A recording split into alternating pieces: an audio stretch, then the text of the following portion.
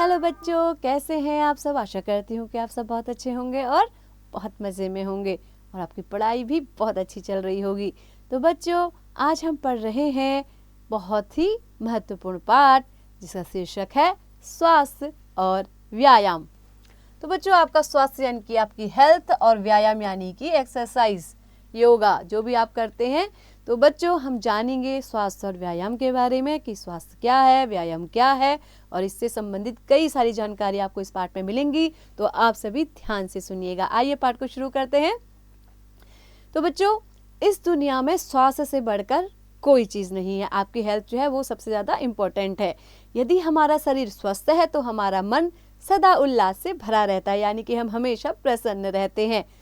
रात में अच्छी और गहरी नींद आती है और सुबह की शुरुआत नई स्फूर्ति और उमंग से होती है। जिस व्यक्ति का शरीर सुचारू रूप से कार्य नहीं करता वो कोई भी काम ठीक ढंग से नहीं कर सकता।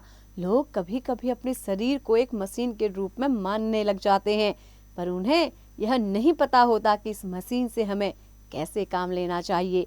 यदि हम किसी मशीन को भी बहुत लंबे समय तक काम में नहीं लेंगे और उसकी ठीक से देखभाल नहीं करेंगे तो उसमें भी जंग लग जाएगी। यही बात हमारे शरीर के साथ भी लागू होती है। हमारा शरीर मशीन के पुर्जों की भांति ही होता है। हमारा हृदय एक प्रकार का पंप है जो रक्त को लगातार हमारे शरीर में प्रवाहित करता रहता है। फेफड़ों का काम निरंतर सांस लेना और छोड़ना है। शरीर के कुछ अंग तभी कार्य करते हैं जब हम उनसे काम लेते हैं। ये अंग हमारी छोटी बड़ी मांसपेशियों की सहायता से गति करते हैं, जैसे चलना, दौड़ना, उठना, बैठना, मुड़ना आदि। ये मांसपेशियां काम करते रहने से ही सशक्त बनी रहती हैं। दैनिक जीवन में हमें इनसे बहुत काम करने पड़ते हैं। जो लोग दिन भर बैठकर ही काम करते हैं और जिनका शरीर श्रम न के बराबर होता है, उनकी मांसपेशियां क्रियाशील न रहकर निष्क्रिय हो जाती है। निष्क्रिय हो जाती है यानी कि वो कोई भी काम करने लायक फिर नहीं रह जाती है, उनमें कोई क्रिया नहीं होती है। शरीर को स्वस्थ रखने का एक महत्वपूर्ण उपाय है व्यायाम, यानी कि एक्सरसाइज जो आप करते हैं। व्यायाम करने से हमारी मांसपेशियों में रक्त प्रवाह बढ़ जाता है। बच्चों, प्रतिदिन नियम पूर्वक व्यायाम करने से शरीर स्वस्थ तथा मन प्रसन्न रहता है। तो बच्चों, इससे आपका मन भी हमेशा क्या रहेगा? खुश खुश रहेगा, प्रसन्न रहेगा, है ना। व्यायाम अनेक प्रकार के होते हैं बच्चों, जैसे खेल कूद, दंड बैठक, दौड़ना, तैरना, आसन करना, जिम्नास्टिक, रस्सी कूदना इत्यादि। बच्चों को प्रतिदिन सुबह जल्दी उठ जाना चाहिए और सुबह पार्क में सैर के लिए जाना चाहिए। वहाँ पर कुछ व्यायाम भी अवश्य करने चाहिए। विद्यालय के खेलों में भी आपको भाग लेते रहना चाहिए। खेलते रहने से शरीर सशक्त और फुर्तीला बनता है। बच्चों के लिए दौड़ना भी श्रेष्ठ व्यायाम है। दौड़ने से शरीर के निचले और मध्य भाग की मांसपेशियां मजबूत रहती है। इसके अतिरिक्त तैराकी भी एक अन्य उपयोगी व्यायाम है। इससे मनोरंजन के साथ साथ शरीर के सभी अंगों की कसरत हो जाती है। आसन प्रत्येक आयु वर्ग के व्यक्तियों के लिए अनुकूल व्यायाम है।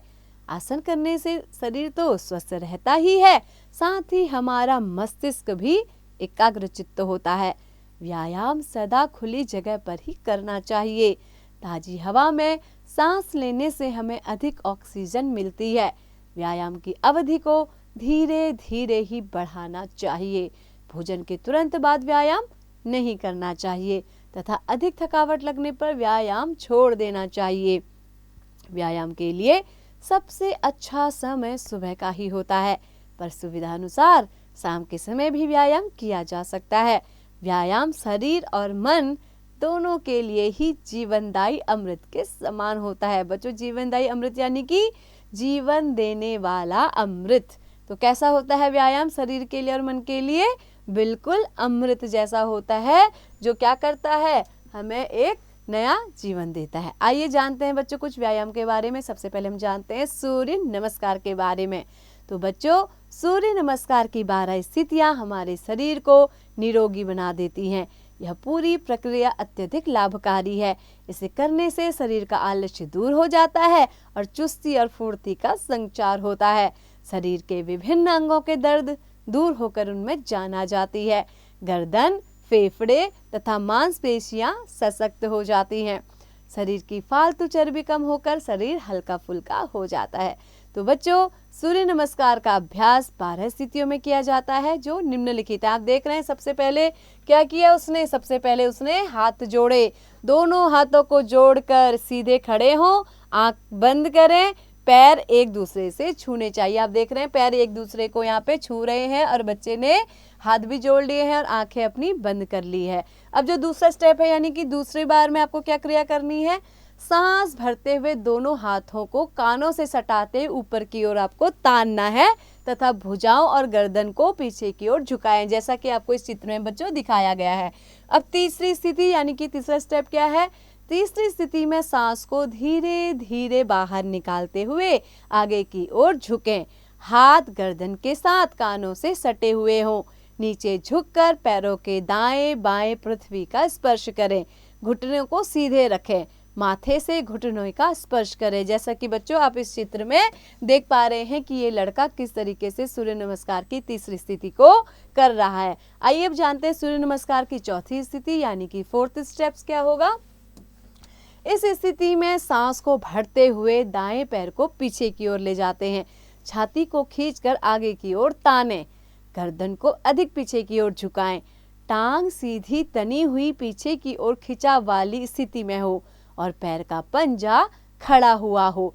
इस स्थिति में कुछ समय के लिए रुकना है। आपको बच्चों देखो इस चित्र में साफ साफ दिख रहा है कि एक पैर पीछे गया है खिंचाव के साथ, एक पैर आगे पंजों के साथ है और आपको सामने देखते हुए गर्दन को पीछे की ओर झुकाते हुए कुछ देर इस स्थिति में रहना है। अब पांचवी स्थिति देखिए बच्चों, सांस को धीरे धीरे बाहर निकालें, फिर दोनों पैरों को पीछे धकेलें, दोनों पैरों की दोनों एड़ियां मिली हुई हो, शरीर को पीछे की तरफ खींचें, कमर को अधिक से अधिक ऊपर उठाएं, गर्दन को नीचे करें और ठोड़ी गले से मिलाएं। तो आपको ठोड़ी को गले से मिलाते हुए इस तरीके की स्थिति करनी है बच्चों। अब अगला है देखिए छठी स्थिति। इसमें क्या करना है बच्चों, सांस भरते हुए शरीर को पृथ्वी के समानांतर सीधा लेटाना है और पहले घुटने, छाती और माथा पृथ्वी पर लगा दें, कमर को थोड़ा ऊपर उठा दें, सांस छोड़ दें, सांसों की गति सामान्य करें। तो बच्चों छठी स्थिति इस प्रकार से आपको करना है। सातवीं स्थिति, इस स्थिति में धीरे धीरे सांस भरते हुए छाती को आगे की ओर खींचते हुए हाथों को सीधा कर दें, गर्दन को पीछे की ओर ले जाएं, घुटने पृथ्वी का स्पर्श करते हुए हों तथा पैरों के पंजे खड़े हुए हों। तो आपकी सातवीं स्थिति बच्चों कुछ इस प्रकार से है, आपको इस प्रकार करना है। आठवीं स्थिति में बच्चों सांस को धीरे धीरे बाहर निकालते हुए दाएं पैर को पीछे ले जाएं, दोनों पैरों की एड़ियां परस्पर मिली हुई हों, पीछे की ओर शरीर को खिंचाव दें और एड़ियों को पृथ्वी पर मिलाने का प्रयास करें, कमर को अधिक से अधिक ऊपर उठाएं, गर्दन को नीचे झुकाकर ठोड़ी को गले से लगाएं। तो बच्चों आपको इस प्रकार से ये आठवीं स्थिति में करना है कि आपको ठोड़ी को क्या करना है, बिल्कुल ऐसे टांग को तनी हुई सीधी रखना है और क्या करना है, एड़ियों को पृथ्वी पर मिलाने का प्रयास करना है।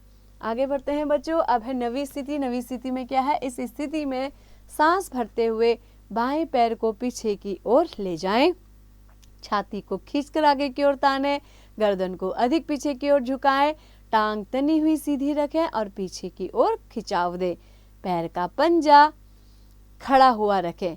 इस स्थिति में कुछ समय के लिए रुकें। तो बच्चों आपको फिर से ये स्थिति करनी है और कुछ समय के लिए इस स्थिति में रुके रहना है। अब अगली स्थिति है 10वीं स्थिति। कौन सी है, इस स्थिति में सांस को धीरे धीरे बाहर निकालते हुए आगे की ओर झुकना है, हाथ गर्दन के साथ कानों से सटे हुए हों, नीचे जाकर पैरों के दाएं बाएं पृथ्वी का स्पर्श करें, घुटने सीधे रखें, माथे को घुटनों से स्पर्श करें, कुछ क्षण उसी स्थिति में रुकें। तो बच्चों इस स्थिति में आपको कुछ देर तक रहना है। अगली स्थिति है बच्चों 11वीं स्थिति। सांस भरते हुए दोनों हाथों को कानों से सटाते हुए ऊपर की ओर तानना है तथा भुजाओं और गर्दन को पीछे की ओर झुकाना है। इस तरीके से बच्चों आपके साथ आपको चित्र में भी करते हुए सब कुछ दिखाया गया है। जो भी क्रियाकलाप हो रही हैं वो सभी आपको चित्रों के माध्यम से दिखाई गई हैं ताकि आप उनको अच्छे से सीख पाएं। अब देखिए 12वीं स्थिति यानी कि अंतिम स्थिति जो है, सूर्य नमस्कार की 12 स्थितियां हैं, तो अंतिम स्थिति क्या है? यह स्थिति पहले स्थिति की तरह ही रहेगी, यानी कि जहां से आपने शुरू किया था, आंख बंद, हाथ जोड़ के और पैरों को सटा करके। तो बच्चों इस तरह से आपका सूर्य नमस्कार पूरा होता है। तो आपने बच्चों इस पाठ में सीखा स्वास्थ्य के बारे में और व्यायाम के बारे में, और व्यायाम में भी किसके बारे में? सूर्य नमस्कार और उसकी 12 स्थितियों के बारे में। आप सब भी बच्चों अपने घर पर व्यायाम जरूर किया कीजिए, इससे आपका स्वास्थ्य बेहतर रहता है और साथ ही आपकी शक्तियाँ, शारीरिक शक्ति, मानसिक शक्ति भी बढ़ती है। तो बच्चों साथ ही सूर्य नमस्कार करना तो कितना आसान है, आपको चित्र के माध्यम से हर स्थिति समझाई गई है। तो आप भी सूर्य नमस्कार की ये 12 स्थितियाँ अच्छे से सीख लें और जरूर रोज सूर्य नमस्कार का अभ्यास किया करें। तो बच्चों ऐसे ही पढ़ते रहिए, आगे बढ़ते रहिए और हाँ, इस पाठ का अभ्यास आप स्वयं करेंगे।